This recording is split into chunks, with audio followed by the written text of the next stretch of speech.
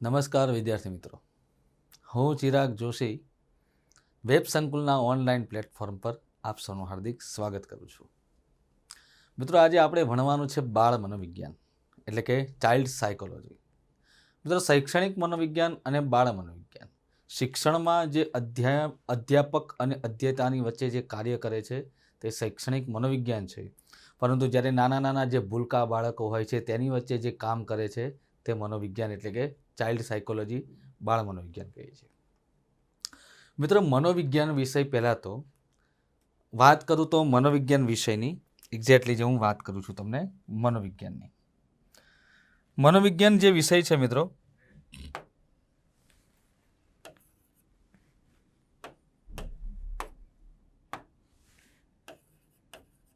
આજે મનોવિજ્ઞાન વિષયની વાત કરીએ તો મનોવિજ્ઞાન વિષય આજથી ઘણા સમય પૂર્વે એટલે કે 150 વર્ષ પહેલાં આ વિષયનો ઉદ્ભવ થયેલો છે. મનોવિજ્ઞાન વિષયનો ઉદ્ભવ શેમાંથી થયો હશે? તો મનોવિજ્ઞાન વિષયનો ઉદ્ભવ શેમાંથી થયો? તો તત્વજ્ઞાનમાંથી. શેમાંથી થયો? તત્વજ્ઞાનમાંથી. કેમ તત્વજ્ઞાનમાંથી? તો આપણા ભારતની અંદર અને પાશ્ચાત્ય દેશોમાં ઘણા બધા તત્વેતાઓ થઈ ગયા. બરાબર છે. ભારતની વાત કરીએ તો ભારતમાં કયા કયા તત્વેતાઓ થઈ ગયા એટલે કે તત્વજ્ઞાનીઓ, ફિલોસોફર્સ. તો ભારતમાં આપણે વાત કરીએ તો એક આવે છે ભરતમુનિ થઈ ગયા. કેમ ભાઈ ભરતમુનિ? તેમને કેવી રીતે તત્વજ્ઞાન કહી શકાય, તત્વજ્ઞાની કહી શકાય? મિત્રો, 4 વેદોમાંથી અલગ અલગ, ઋગ્વેદમાંથી પાઠ્ય લીધું, યજુર્વેદમાંથી અભિનય લીધું, સામવેદમાંથી સંગીત અને અથર્વવેદમાંથી કળા લઈ અને ભરતમુનિ એક નાટ્યશાસ્ત્ર નામનો ગ્રંથ લખ્યો. ત્યારબાદ વાત કરીએ તો મહર્ષિ ચાણક્ય, બરાબર છે, અથવા તો મહર્ષિ પતંજલિની વાત કરો, મહર્ષિ પતંજલિ પણ ખરા. અને ત્રીજા આવે છે ચાણક્ય. મિત્રો, ચાણક્યનું એક સૂત્ર છે કે શિક્ષક કભી સાધારણ નહીં હોતા, પ્રલય और निर्माण उसकी गोद में पलते हैं. આ ચાણક્યએ એમને એમ નથી કીધું મિત્રો. આ સ્વાભાવિક અને સાધારણ વાત છે કે શિક્ષક એ જેવો તેવો વ્યક્તિ નથી. આ એ જ શિક્ષક છે જેણે એલન મસ્ક અને બિલ ગેટ્સને બનાવ્યા છે. આ એ જ શિક્ષક છે જેણે અંબાણી અને અદાણીને ભણાવીને બનાવ્યા છે. ઇવન કે કોઈ પણ દેશનો પ્રધાનમંત્રી કે રાષ્ટ્રપતિ પણ શિક્ષકના હાથ નીચે ભણીને એ આગળ વધે છે. એટલા માટે શિક્ષકને સામાન્ય નથી કીધું મિત્રો. દુનિયાનું સર્જન કરવામાં શિક્ષક સૌથી મોખરે છે મિત્રો. જો શાળા બંધ થઈ જાય, શિક્ષણ આપવાનું બંધ થઈ જાય તો કોઈને ક્યાંયથી જ્ઞાન ન મળે પછી મિત્રો. એટલે પુસ્તકયું જ્ઞાન તો ખરું, પુસ્તક તો આપેલી હોય છે, પરંતુ જે પુસ્તકને નિચોડીને જે રસનું પાન કરાવે છે એનું રસનું પાન કરાવનાર એ રસિકને શિક્ષક કહેવાય છે. તો આ જ રીતે કહેવાય છે કે ભારતમાં પણ એવા ઘણા તત્વેતાઓ થઈ ગયા. પછી પાશ્ચાત્ય દેશોની અંદર વાત કરીએ, પાશ્ચાત્ય દેશો એટલે કે પશ્ચિમ દેશો, તો પાશ્ચાત્યમાં ખાસ કરીને ગ્રીક અને રોમ જેવા દેશોમાં પણ ઘણા થઈ ગયા વ્યક્તિ, જેમ કે એરિસ્ટોટલ, પ્લેટો વગેરે જેવા મનોવૈજ્ઞાનિકો અને તત્વજ્ઞાનીઓ થઈ ચૂક્યા છે, જેમના થકી આજ જે તત્વજ્ઞાન, આમ તો નાનો વિષય કહેવાય મિત્રો તત્વજ્ઞાન, પરંતુ તત્વજ્ઞાન એટલે કે તમને મૂળ તત્વ સુધી પહોંચવા માટે જે જ્ઞાન આપે છે એનું નામ તત્વજ્ઞાન. અને આ જ તત્વજ્ઞાનમાંથી મનોવિજ્ઞાન, એટલા માટે તો કહેવાય છે કે મનનું જ્ઞાન એટલે મનોવિજ્ઞાન અને તત્વનું જ્ઞાન એટલે કે તત્વજ્ઞાન. આ રીતે મનોવિજ્ઞાનનો ઉદ્ભવ જે છે એ તત્વજ્ઞાનમાંથી મિત્રો થયો કહેવાય. તો હવે શરૂઆત કરીએ છીએ કે ભાઈ બાળ મનોવિજ્ઞાનની. બાળ મનોવિજ્ઞાનમાં આપણે આજે લઈ રહ્યા છીએ મિત્રો, પહેલો ટોપિક છે બાળ વિકાસ અને શૈક્ષણિક સિદ્ધાંતો. મિત્રો, બાળ વિકાસ અને શૈક્ષણિક સિદ્ધાંતોમાં આપણે શું ભણવું છે, શું યાદ રાખવાનું છે, તો એ 1 by 1 આપણે આગળ વધીશું, તમને પણ સમજણ પડી જશે. પહેલું તો મિત્રો છે કે શિક્ષણના હેતુ, તેની વિશેષતા અને આ વર્ગ વ્યવહારમાં શિક્ષણની આ જે હેતુઓ અને વિશેષતાની જે બાબતો છે એની જરૂરિયાતો કેટલા અંશે સાચી પડે છે, કેટલા અંશે એની જરૂરિયાત વિદ્યાર્થીઓ માટે અથવા તો શિક્ષક અથવા તો શૈક્ષણિક શાળા માટે, શૈક્ષણિક સંકુલ માટે, શૈક્ષણિક માધ્યમ માટે, શૈક્ષણિક પુસ્તકો માટે આ જરૂરિયાતો જરૂરી છે. તો પહેલાં તો શિક્ષણ જે શબ્દ છે મિત્રો એની આપણે વ્યુત્પત્તિ જોઈએ તો શિક્ષ નામના સંસ્કૃત ધાતુ પરથી ઉતરી આવ્યું છે. શિક્ષામ દાસ્યતિ ઇતિ શિક્ષકઃ ન શિક્ષામ કારયતિ ઇતિ શિક્ષકઃ. એટલે શિક્ષણ શબ્દ જે છે એને આપણે અંગ્રેજીમાં એજ્યુકેશન પણ કહીએ છીએ. ઓકે, અનુશાસનમાં રહેવું એનો અર્થ થાય છે શિક્ષણ, ડિસિપ્લિન. આ બધા શબ્દો એની સાથે મેચ થાય છે. મિત્રો, આ વર્તમાન સમયની જે સ્કૂલો છે ને, આ સ્કૂલોમાં ડિસિપ્લિન જતું રહ્યું છે. સિન્સિયર નથી વિદ્યાર્થી, સિરિયસતા નથી. બસ સ્કૂલમાં જવું છે, પણ જ્યારે ભણવા માટે આપણને સામ દામ બધા જ શિક્ષકો અપનાવીને જ્યારે છેલ્લે દંડ અપનાવે ને, ત્યારે આપણે તરત શું કહીએ છીએ? અમે તો કાયદો લગાવી દઈશું તમારી ઉપર. શિક્ષકને વિદ્યાર્થીઓ હવે ડરાવવા લાગ્યા. એટલા માટે શિક્ષક જે છે ને, એ શિક્ષણ કાર્ય જે છે હવે ધીરે ધીરે ભૂસાઈ જાય છે. મિત્રો, થોડા સમય પહેલાં એક રાજસ્થાનના વર્તમાન પત્રની અંદર એક સંદેશ આવ્યો હતો, અને એ એક મીડિયાના એન્કરે એમને પ્રશ્ન કર્યો એ શિક્ષકને કે ભાઈ, વિદ્યાર્થીઓનું આ રિઝલ્ટ જે છે એ આવી રહ્યું છે ઓછું, આનું કારણ શું? વિદ્યાર્થીઓ ભણી તો રહ્યા છે, રિઝલ્ટ બી સારું આવે છે. મેં ઘણાને જોયા છે કે 99% સાયન્સમાં લાવ્યા હોય, 95% કોમર્સમાં કે આર્ટ્સમાં લાવ્યા હોય, બરાબર છે. છતાં આ વિદ્યાર્થીમાં નો કોઈ મેચ્યોરિટી, નો કોઈ એક્ટિવ. કેમ આવું? અને ફક્ત એને એમ પૂછો કે ભાઈ સાયન્સ, તો હા ભાઈ સાયન્સનો હોય, એને એમ પૂછો ભાઈ ગુજરાતી વ્યાકરણમાં શું આવે, એમ કે ભાઈ એ મારો વિષય નથી, હું તો કે સાયન્સનું છું. બટ આ જ વસ્તુ તમે તમારા બાપ દાદાઓ જે મોટા થઈ ગયા, વડીલો થઈ ગયા, એમને આ પ્રશ્ન પૂછી જુઓ કે પપ્પા, તમે ખાલી 2 ચોપડી ભણ્યા છો, તમને શું આવડે છે? તો એમ જ કહેશે કે ઘરમાં જે વાયરિંગ કરવું છે ને, એ મેં જાતે કર્યું છે. એને પછી ઇલેક્ટ્રિકલ એન્જિનિયર નથી કરેલું. એને એમ કહેશો ને કે ભાઈ ઘરમાં પંખા ફિટિંગ કર્યું, શું કહેવાય, મરમ્મત કરીને ઘરનું રિનોવેશન કરી નાખ્યું, તો એના માટે પછી સિવિલ એન્જિનિયર નથી કર્યું એણે. આ હતું મેચ્યોરિટી અને એક્ટિવ. કારણ કે એ વખતના શિક્ષકો જે છે એ વિદ્યાર્થીને ભણાવતા અને વિદ્યાર્થી ભણવા માટે આતુર રહેતા. અને વિદ્યાર્થીને જો કદાચ નથી આવડતું ને જો એને દંડનીય કાર્યવાહી પણ થાય, તો એ ક્યારેય પોતાના ઘરે જઈને કદાચ કહે ને, તો ઘરવાળા પણ એમ કહેતા કે તમ તારા આને 2 વધારે આપજો. અને અત્યારનું શિક્ષણ તો એટલું બધું બગડી ગયું છે. બસ આ સુધારવાના પ્રયાસો આપણા રહેવાના છે. મનોવિજ્ઞાન વિષય શીખીને નથી જવાનું મિત્ર. અહીંયા ખાલી ભણવાનું નથી. આજે કંઈક અહીંયાથી શીખીને જજો, પ્રાપ્ત કરીને જજો, કે આવનાર સમયમાં તમે શિક્ષક તરીકે જ્યારે જશો એક વિદ્યાલયની અંદર, કે વિદ્યાલય એ છે કે વિદ્યાધનમ સર્વધન પ્રધાનમ. વિદ્યાલય એટલા માટે એને કહેવાય છે કે વિદ્યાનું આલય છે. વિદ્યાયા આલયમિતિ વિદ્યાલય, કે જ્યાં વિદ્યાને ભણવામાં આવે છે, વિદ્યા આપવામાં આવે છે. બટ આજકાલ તો સ્કૂલોમાં અને કોલેજોમાં તો મોબાઈલથી પથારી ફેરવી નાખી છે. વિદ્યા ક્યાં રહી ગયું અને બીજું શું ચાલી રહ્યું છે આજના આ વર્તમાન સમયમાં, તો વિચારી લો આજના 10 વર્ષ પછી શું થશે. એટલા માટે એક શિક્ષક તરીકે ફક્ત ભણવાનું નથી મિત્ર, આપણે એક સારી શિક્ષા વિદ્યાર્થીને આપવાની છે, એક સારી શીખ વિદ્યાર્થીને આપવાની છે, કે વિદ્યાર્થી આવનાર સમયમાં એ શાળામાં જાય કે ચાહે કોઈ પણ જગ્યાએ જ્યારે કોઈ એક માર્ગદર્શક તરીકે પણ જાય એ શિક્ષક કે એ વિદ્યાર્થી જાય, તો વિદ્યાર્થી યાદ કરવો જોઈએ કે ભાઈ મારા શિક્ષકે મને કંઈક સારી શીખ આપી છે અને આજ દિન પર્યંત મને યાદ આવી રહ્યું છે. તો તમે સાચા શિક્ષક ખરા. બાકી પુસ્તકયું જ્ઞાન આ બધું જે છે એ તો ભાઈ તમે વાંચીને પણ કરી શકો, પણ તમે શીખ શું મેળવી એમાંથી? મનોવિજ્ઞાન એ જ શીખવે છે. એટલા માટે તો મનોવિજ્ઞાન દરેક જગ્યાએ આવી ગયું છે. સમાજમાં મનોવિજ્ઞાન, ગુન્હાનીતમાં મનોવિજ્ઞાન, બરાબર. આવનાર સમયમાં બિન સચિવાલય તલાટીમાં મનોવિજ્ઞાન આવી જ જશે. થોડો સમય રાહ જુઓ, કારણ કે 150 વર્ષના સમયમાં જો આ વિષયનો ઉદ્ભવ થઈ અને જો તમારી વચ્ચે આવી જતો હોય, કોઈ LRDની એક્ઝામમાં કે PSIની એક્ઝામમાં જો આવી જતો હોય, તો વિચારી લેજો બીજા 5 વર્ષમાં આ હરણફાળ કરી જશે. તમામ વૈજ્ઞાનિકોએ, તમામ સાયન્ટિસ્ટોએ આ વિષયનો જબરદસ્ત વિરોધ કર્યો, છતાંય મનોવિજ્ઞાન ટક્યું. Because it is fact of education, of science, of psychologist. It is real fact of behaviours of human ice.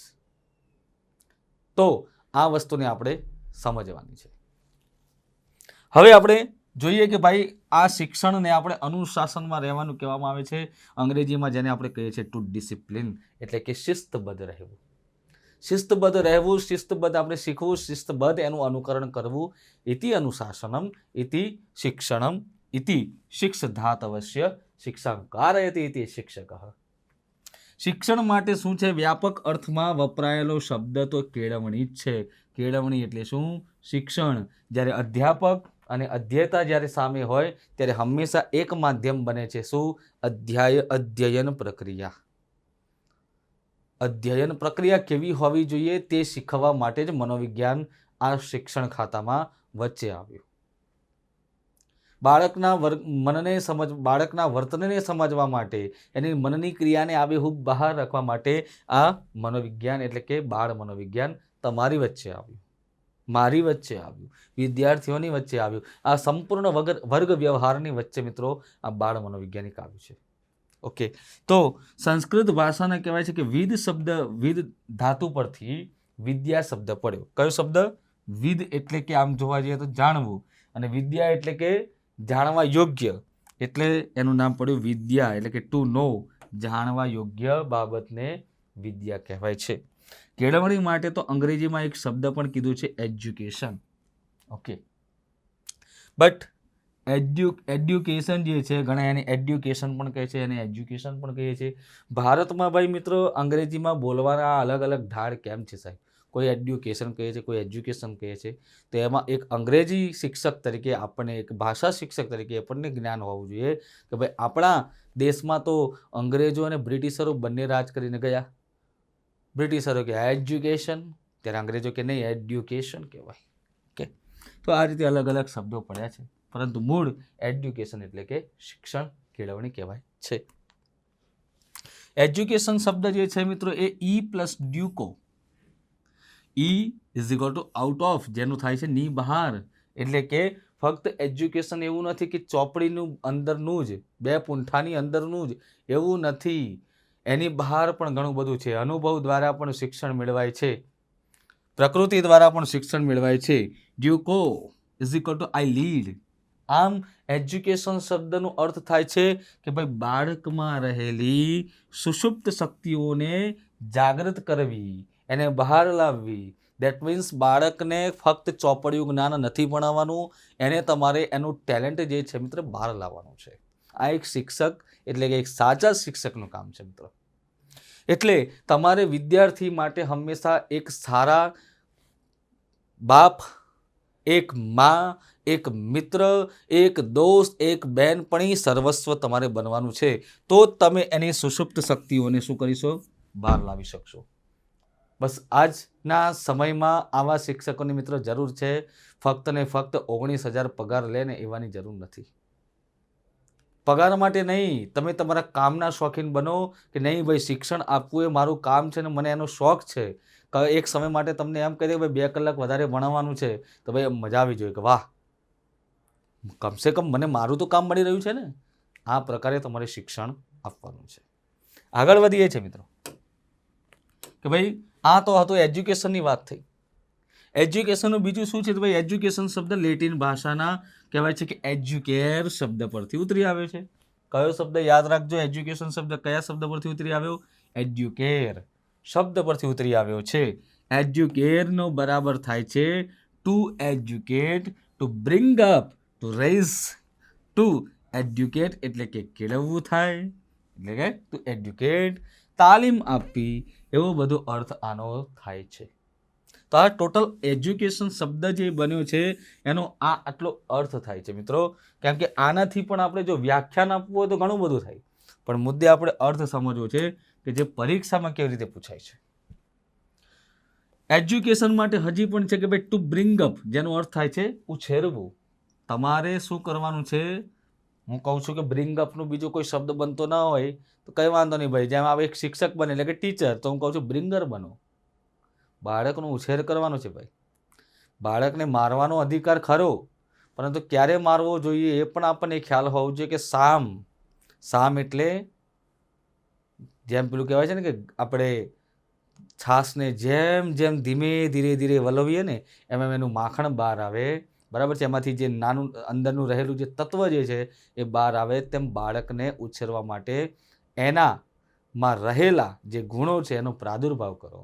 બાળક થોડો તોફાની હોઈ શકે ભાઈ, તો જ બાળક એને કહેવાય, નહીંતર એને વ્યક્તિ ન કહેવાત, એને કોઈ યુવા ન કહેવાત, એને કોઈક દાદા કે કાકા કે બાપા ન કહેવાત. પણ એ વિદ્યાર્થી બાળક છે ભાઈ.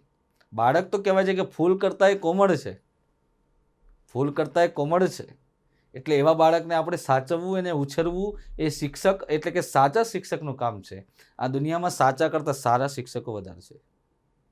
સાચા અને સારામાં ઘણો ફરક છે મિત્રો. સાચું એટલે કે ફેક્ટ કહેનાર વ્યક્તિને સારું એટલે કે એને સારું લાગે એવું કહેનાર, મીઠું મીઠું બોલનાર એવું નથી જોતું. એવા શિક્ષકો નથી જોઈતા. એટલા માટે ભારતનું શિક્ષણ તંત્ર સમયે સમયે પાછળ થતું જાય છે. અને મિત્રો ગુજરાતમાં તો એવી હાલત છે કે જો કોઈ વિદ્યાર્થીને શિક્ષક એમ કહી દે ને કે આમ આમ સોકાટો રાખીને કહી દે ને, એટલે કે એને ઊંચા અવાજે કહી દે ને, તો વિદ્યાર્થી તરત માને કહી દે ને, મા બાપને વાલીને તો શું હોય, વાલી તો તરત જ કહેશે કે ભાઈ શિક્ષકને કહો માફી માંગે. ચાલો આ હજુનું એજ્યુકેશન છે.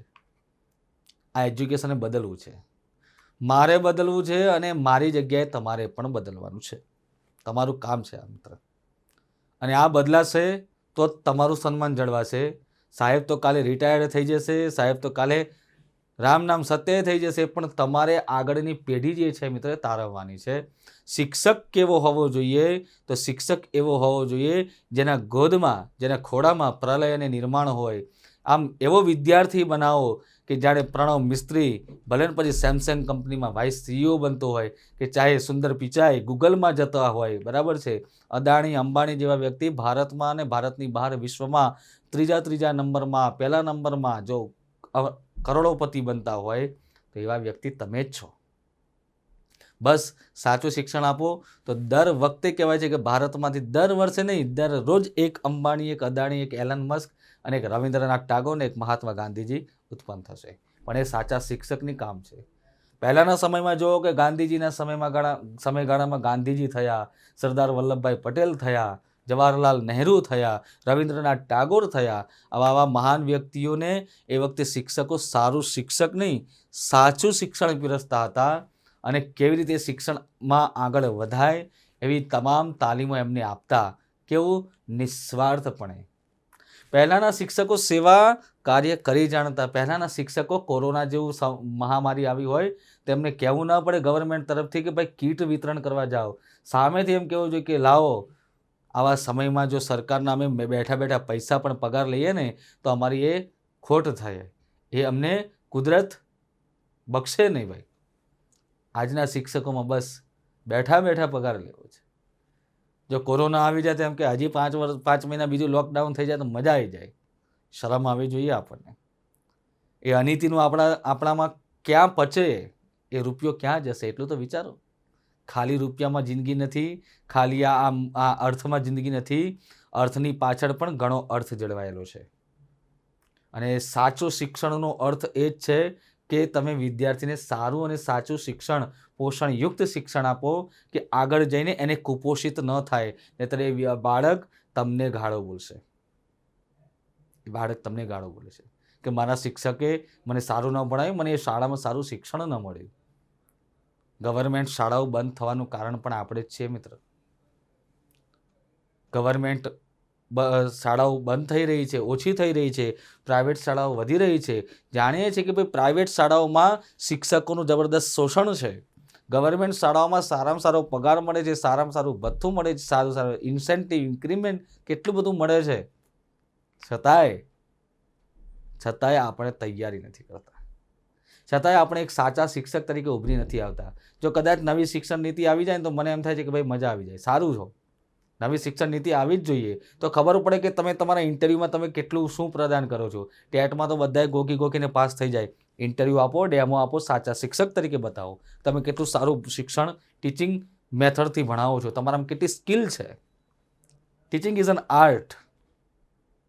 આ કોઈનામાં દરેકમાં હોતી નથી મિત્ર. તમે સારું ભણાઈ જાણો છો, વિદ્યાર્થીના સામેના મગજમાં એને ઉતારી આપો છો તો તમે સાચા શિક્ષક કહેવાઓ. એ વિદ્યાર્થી ઉભો થઈને કહે કે યસ સાહેબ, તમે જે અમને ભણાવ્યું ને એ બધું જબરદસ્ત હતું. હા સાહેબ, આ વસ્તુ તમારામાં હોવી જોઈએ. ઓકે, તો આ જ વસ્તુ તમારે રાખવાનું છે કે to bring up to our students. They are not only students, they are our child. એ આપણા બાળકો છે. આજે આપણે બાપ તરીકે, એક મા તરીકે જો આપણે આપણા બાળકનો ઉછેર સારી રીતે કરતા હોય, એને આપણી તમામ બાબતોનું ધ્યાન રાખતા હોય, તો ભાઈ બાળક જે છે ને, મા બાપ તમારી પાસે 5 કલાક માટે જે મૂકી જાય છે, એ આશા રાખીને કે નહીં, આ શિક્ષક જે છે, આ ટીચર્સ જે છે, આ મેડમ જે છે, એ મારા બાળકને કંઈક સારું પ્રદાન કરશે. 5 કલાક માટે દરરોજ છે ને મિત્ર, તમારા ભરોસા ઉપર મૂકી જાય છે બાળકને. તમે શિક્ષક છો ભાઈ, તમે એ શિક્ષક છો. બાકી કોઈ ટેક્સીવાળા કે કોઈ રિક્ષાવાળા કે કોઈ બહાર વેચવાવાળા કોઈની ઉપર મા બાપ ભરોસો નથી કરતા. પણ એ 40 એક વર્ગમાં 45 સ્ટુડન્ટો જે બેઠા હોય ને, એ 45 સ્ટુડન્ટના જે મા બાપ જે છે ને, એટલે કે 90 જણા, એ 90 જણા અને 45 સ્ટુડન્ટો ગણી લો, એટલા લોકો તમારી ઉપર ભરોસો મૂકીને આવે છે. આ ભરોસો સાચવવાનો છે, આ ભરોસો આપણે જીતવાનો છે, અને એક શાળાને ઉચ્ચતમ માધ્યમ બનાવવાનું છે. એક શિક્ષક, જેમ કહેવાય છે ને કે 1 મેન આર્મી, કે જે 100 બરાબર 1 હોય, તમારે બનવાનું છે કે 100 બરાબર 1 શિક્ષક, 5 બરાબર 1 ટીચર, એ રીતે બનાવવાનું છે. અને એક વિદ્યાર્થીને પણ તમારે બનાવવાનું છે મલ્ટી ટેલેન્ટેડ. એટલા માટે શિક્ષક મલ્ટી ટેલેન્ટેડ હોવું જરૂરી છે. તો રેઝ એટલે એનો અર્થ થાય છે ઉઘાડવું. એની જિંદગીમાં જેટલી પણ બધી વસ્તુ ઊંઘી ગઈ છે, એ ઊંઘી ગયેલી વસ્તુને આપણે ઉગાડવાનું છે. ઊંઘી ગયેલી વસ્તુને ઉગાડવાનું છે, એનામાં બીજ રોપણ કરવાનું છે. એનામાં બીજ તો છે જ, પણ મિત્ર એના સરખું ખાતર, સરખું દવા અને સરખું દરરોજ એને નિયમિત પાણી આપનારની જરૂર છે. To raise you can raise all the students. એનામાં રહેલી તમામ અજાગ્રત, અર્ધજાગ્રત અવસ્થાઓને બહાર લાવવી છે. મનોવિજ્ઞાન એ જ તો કામ કરે છે મિત્ર. એટલે એ વિદ્યાર્થીમાંથી તમામ વસ્તુની જે બીજ જે છે, એ કેવું થઈ ગયું છે ખબર છે મિત્ર? ખેતીમાં જ્યારે આપણે બીજ નાખીએ છીએ ને, તો ઘણી વખત બીજ બહુ ઊંડું જતું રહે છે, પરંતુ એ ઊંડાણમાં ગયેલાને આપણે બહાર લાવવું છે. એને ધીરે ધીરે અંકુરો ફૂટશે, એ ધીરે ધીરે અંકુરો ફૂટીને છોડ મોટું થશે, અને છોડમાં એક ફળ બેસશે, અને આ ફળ તમારી મહેનતનું રહેશે, આ શિક્ષકની મહેનતનું રહેશે. એ વિદ્યાર્થી ફળ જેવું આવશે ને, એને તોડીને પહેલું આવશે, લો સાહેબ મીઠાઈ, તમે ભણાવ્યું અને આજે હું એક સારો ડૉક્ટર બન્યો, હું આજે એક સારો એન્જિનિયર બન્યો, હું એક આજે સારો શિક્ષક બન્યો છું, આજે એક હું સારો પ્રોફેસર બન્યો છું. શિક્ષક જ શિક્ષકને બનાવે છે. આ શિક્ષકની આખી ચેનલ ચાલે છે મિત્ર. તમે સાચો શિક્ષક આપશો, શિક્ષણ આપશો, તો એ આગળ જઈને સારું જ નીકળશે ને સાચું નીકળશે. તમે આ પેલું ખોટું શિક્ષણ જે છે, એ આગળ જતાં ખોટું જ નીકળશે. કદાચ પછી એવું ના બને કે એ આતંકવાદ બનીને તમારી સામે આવે મિત્ર. એટલે શિક્ષણ હંમેશા સારું આપવાનું જ અને સાચું આપવાનો પ્રયાસ કરવો જોઈએ. એજ્યુસિયન ટુ બ્રિંગ ફોર્થ એટલે કે પેદા કરવું, નવો જન્મ આપવો. ટુ લીડ આઉટનો અર્થ થાય છે મિત્ર માર્ગદર્શન કરવું. દિશા શૂન્ય હોય છે વિદ્યાર્થી, બાળક પહેલા ધોરણમાં આવે, એ બાળક છઠ્ઠા ધોરણ સુધી જે પ્રાથમિક, એટલે કે 5મા ધોરણ સુધી જે પ્રાથમિક જે તમારી પાસે તાલીમ મેળવે છે, પછી આવે ઉચ્ચતર પ્રાથમિક, એટલે જેને આપણે પ્રી પ્રાઇમરી કહીએ છીએ, એટલે કે 6 થી 8નો ભાગ. એ ભાગમાં બાળકને 8 ધોરણ સુધી પોતાની માતૃભાષામાં જ્ઞાન આપવાનું હોય છે. પરંતુ લોકો આજકાલ શું કરે છે કે ગુજરાતી વિદ્યાર્થીને ઇંગ્લિશ મીડિયમમાં ઢેડી દે છે. થાય એવું કે એ સરખું ન ગુજરાતી બોલી શકે, ન સરખું ઇંગ્લિશ બોલી શકે. બસ આવો આપણે નથી કરવાનું. આ વિષયને કન્ટેન્ટ કરતાં વધારે સમજવાની જરૂર છે. આમાં સમજણ જ વધારે આવશે, કેમ કે વિજ્ઞાન છે, તત્વ કીધું ને કે તત્વજ્ઞાનમાંથી આવ્યું છે. It is really this topic is really going to discuss. તમારે ડિસ્કસ કરવાની જરૂર પડશે. એજ્યુકેશન જેનો અર્થ થાય છે પ્રશિક્ષણ, સંવર્ધન અને પથદર્શન. જેને ખબર નથી એને જ્ઞાન આપો. ક્યારેક એવું પણ બને કે શાળામાં વિદ્યાર્થી ઊભો થાય, શિક્ષકને પૂછે, સાહેબ આમાં સમજણ ન પડી. અથવા તો ઘણી વખત વિદ્યાર્થી કહે, સાહેબ આનું શું થાય? ત્યારે શિક્ષકનામાં જ્ઞાન ઓછું હોય ને, જો કે ખબર ન પડે, છાનવાન બેસી જાય. ભાઈ એને ખબર નથી પડતી, એટલે તો બિચારો સ્કૂલમાં આવ્યો છે ભણવા. અને તમને કેટલો પ્રેમથી પૂછ્યું કે સાહેબ, આ સાહેબ જે માન સન્માન છે ને, બીજા કોઈ નથી મળતું. બહાર હોટલમાં જજો, સાહેબ કહીને બોલાવશે, ગમે તેવો મેનેજર હોય, એને પોતે ઇન્વેસ્ટ કરેલા છે પૈસા, છતાં એને સાહેબ નથી આપતા. પણ આ સાહેબની ઉપમા ખાલી તમને એકલાને જ આપે છે મિત્ર. આ શિક્ષકની એક સાચી ગણના છે કે સન્માન આખી દુનિયામાં શિક્ષકને મળે છે. આજે એલન મસ્ક ભલે ટોપ 1 ઉપર હોય, પરંતુ જો એની સામે શિક્ષક આવે ને એ તરત 2 હાથે પગે લાગશે અને કહેશે કે તમારી દેન છે ને આજે હું અહીંયા છું. ભલે શિક્ષક ગમે હોય. શિક્ષક એટલે કે teacher is king maker and students are king. આપણે બધા કિંગ મેકર છીએ. આપણે બધા કિંગ બનાવવાના છીએ. બરાબર? આ આપણું કામ છે મિત્ર. એ આપણી જે કુશળતા જે છે ને એને જાગૃત કરો. જાગૃત કરવાની જરૂર છે. બસ ફક્ત ને ફક્ત ગોખણિયું જ્ઞાન કરીને ટેટ પાસ નથી કરવાની. આ તો બધાય કરે છે. સામાન્ય બધાય છે, કોમન બધાય છે. How to become unique person. Uniqueness આપણે શીખવાની છે. ઓકે. શિક્ષણ શાસ્ત્રીઓએ ઉપરોક્ત બાબતોને ધ્યાનમાં રાખી શિક્ષણની જે પ્રક્રિયાને છે એને 3 તબક્કે વર્ગીકરણ કરી અને વ્યાખ્યાયિત કરવાનો એમણે પ્રયાસ પણ સારો એવો કર્યો છે. આ બધા જ શિક્ષણ શાસ્ત્રીઓ આવીને કહ્યા છે. એમણે તમામ બાબતોને એક વિશ્લેષણપૂર્વક કીધું છે. જેમ કે પહેલી એક આવે છે કે ભાઈ દેશની રાજકીય પ્રણાલી. રાજકીય પ્રણાલી મુજબ કેવી રીતે શિક્ષણ આપવું જોઈએ? તો પહેલાં કહે છે કે નિરંકુશ શાસનમાં શિક્ષણ, બીજું કહે છે લોકશાહી શાસનમાં શિક્ષણ, અને ત્રીજું કે જે હસ્તક્ષેપ રહિત પ્રણાલીમાં શિક્ષણ. કોઈ પણ શિક્ષણમાં આપણે એને હસ્તક્ષેપ કરવો જોઈએ નહીં. હસ્તક્ષેપ સહિત નથી કીધું, રહિત કીધું છે. હસ્તક્ષેપ સહિત એટલે શું? રહિત એટલે શું? તો કોઈ સમાજનો વ્યક્તિ છે એને સામાજિક પણ જ્ઞાન મેળવવું છે તો પછી તમે એમ ન કહેશો કે ભાઈ તું હિન્દુ છે તારે શ્રીમદ ભગવદ્ ગીતા ન ભણાય, કોઈ ઇસ્લામ ધર્મ છે તારે કે ભાઈ નહીં કુરાન નહીં ભણાવો ને અહીંયા તો આવ્યા તો તમારે સરસ્વતીની પૂજા કરવાની, તમે અહીંયા આવ્યા તો કે ભાઈ ભગવાન ઈસુની પૂજા કરો, કે નહીં ભાઈ અહીંયા તમારે મસ્જિદમાં જ માથું ટેકવાનું, એવું નથી હોતું. દરેકને હસ્તક્ષેપ ન કરશો.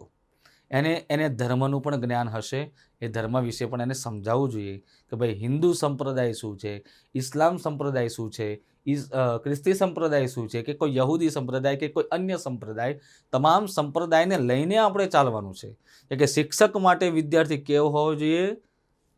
વિદ્યાર્થી કેવો હોવો જોઈએ નહીં, વિદ્યાર્થી માટે શિક્ષક કેવો હોવો જોઈએ? સર્વધર્મ સંભાવના. કેવો હોવો જોઈએ? સર્વધર્મ સંભાવના. બીજા નંબરમાં છે કે ભાઈ લોકશાહી શાસનમાં શિક્ષણ. આપણો દેશ લોકતાંત્રિક દેશ છે. લોકતાંત્રિક એટલે કે અહીંયા લોકો કહે એ પ્રમાણે શાસન થાય. લોકો જેને ચૂંટવા માગે છે એ જ વ્યક્તિ સીટ ઉપર આવે અને એ જ વ્યક્તિ દેશમાં શાસન કરે. પછી આવે છે નિરંકુશ શાસન, કે જેમાં અંકુશ વગરનું હોય. નિરંકુશ શાસનમાં શિક્ષણ વળી કેવું? કે તમારે વિદ્યાર્થી ઉપર નો ડાઉટ અંકુશ મેળવવાનો છે, પરંતુ શેનો? શિક્ષણ પ્રત્યે. એને ઉપર દાબ દબાણ નથી કરવાનું.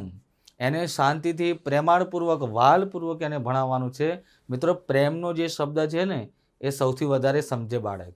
એને તમે મારીને કરો ને તો મારીને તો ઢોર જાય, બાળક ન જાય મિત્ર. એટલે એને પ્રેમથી સમજાવો. પ્રેમનો શબ્દ છે. સામ અને દામ બંને છે. દામ એટલે કે એવું નથી કે એને દંડ આપો કે ડામ દો. આ ડામ શબ્દનો લોકોએ ડામ કહી નાખ્યો.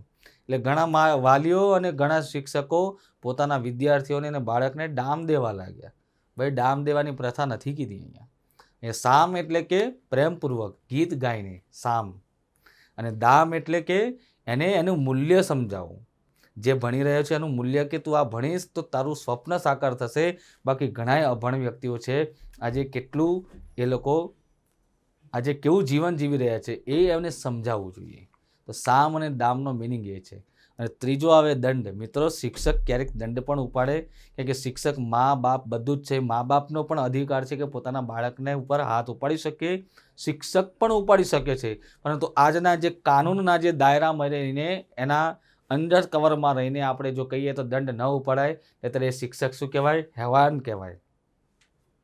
અને આ શિક્ષક કેમ આવો હેવાન થયો અને આ કેમ આવું બધું થયું, કે કેમ દંડ ઉપાડવાની મનાઈ કરી દીધી?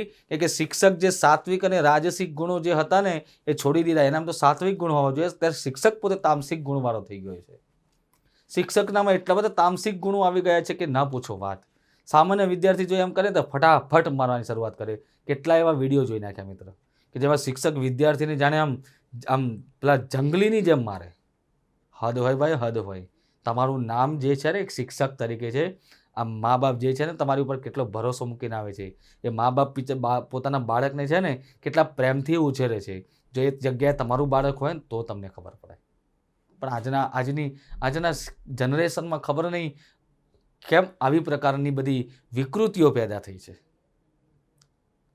અને હદ છે, ખરેખર હદ વટી ગઈ છે એમ. એટલે સામાન્ય રીતે નિરંકુશ લોકશાહી અને હસ્તક્ષેપ રહિત શિક્ષણમાં આપણે માનવાનું છે.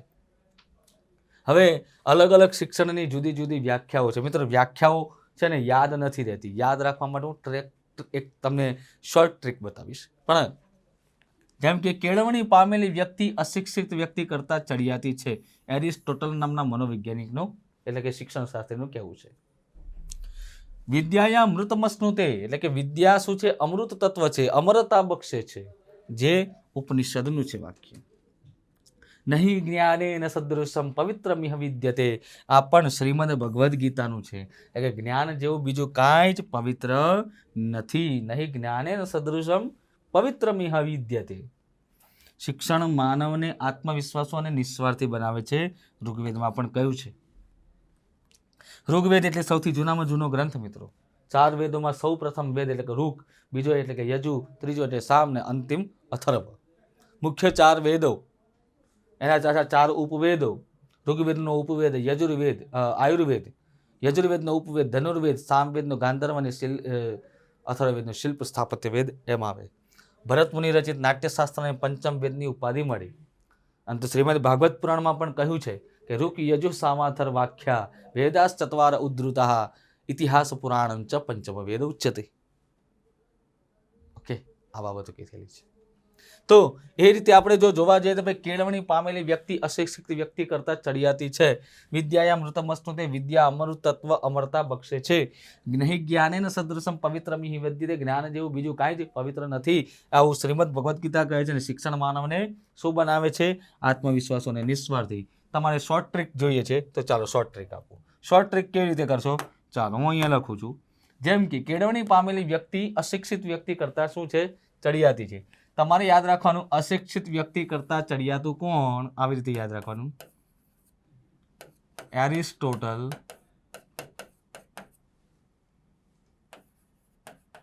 અશિક્ષિત વ્યક્તિ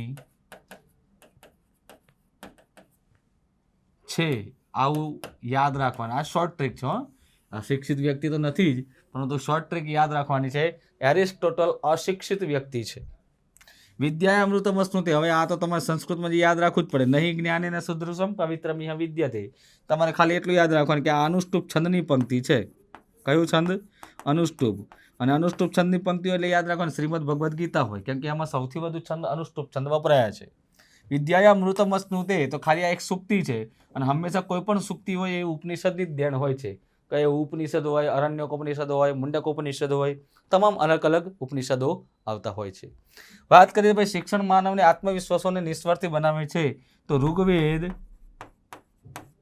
કેવો છે? તો ભાઈ ઋગ્વેદ ભણવાથી આત્મવિશ્વાસ આવે છે અને નિસ્વાર્થ બનાય છે. એટલે ઋગ્વેદ કેવું છે? આત્મવિશ્વાસુ અને નિસ્વાર્થી. આવું યાદ રાખવાનું તમારે. હવે આમાંથી તમને શું ખબર પડી? તો ભાઈ એરિસ્ટોટલ અશિક્ષિત વ્યક્તિ છે. આખી વ્યાખ્યા પૂછી હોય તમારે ખાલી અશિક્ષિત વ્યક્તિ યાદ રાખવાનું છે. અશિક્ષિત વ્યક્તિ એટલે એરિસ્ટોટલ. કેવી રીતે યાદ રહે? તો એરિસ્ટોટલમાં અ છે, અશિક્ષિતમાં અ છે, એટલે વર્ણાનુપ્રાસ બની ગયો. આ રીતે પણ શોર્ટ ટ્રીક યાદ રહી જાય. અને સાથે સાથે કે ભાઈ ઋગ્વેદ કેવો છે? આત્મવિશ્વાસુ અને નિસ્વાર્થી છે. આ રીતે આપણે યાદ રાખવાનું રહેશે. ઓકે, ચાલો પહેલાં તો લખી લેવા અને વિડીયો પુશ કરવાનો, એટલે કે થોડી વાર માટે એને બ્રેક મારી દેવાનું, પછી લખી લેવાનું. બરાબર?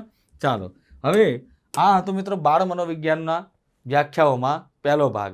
બાકીની જેટલી વ્યાખ્યાઓ છે હવે આપણે બીજા ભાગમાં જોઈશું. ત્યાં સુધી આપ સૌ વેબ સંકુલના પ્લેટફોર્મ સાથે કંઈક ને કંઈક નવું શીખતા રહો, નવો પ્રયાસ કરો, નવતરણ લાવો પોતાના જીવનમાં. મળીએ ત્યાં સુધી જય હિન્દ, જય ભારત, નમસ્કાર.